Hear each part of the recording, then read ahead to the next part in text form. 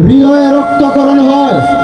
টিপাই মুখবাদের বিরুদ্ধে কথা বলেছিল, ভারতীয় আগ্রাসনের বিরুদ্ধে প্রতিবাদ করেছিল।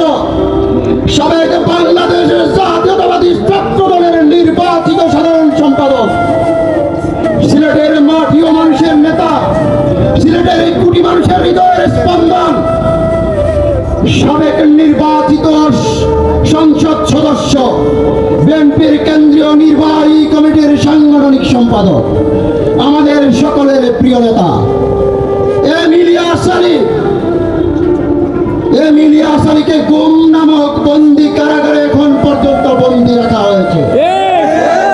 আজকের এই সমাবেশ থেকে আমাদের প্রিয় নেতা এম ইলিয়াস আলীকে ফেরত যাচ্ছি।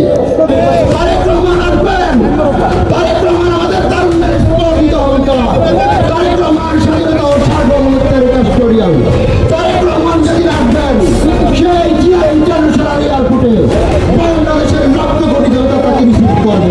তারেক রহমান আসবেন বিয়ের দেশে বাংলাদেশে। এই ইসলামী মূল্যবোধ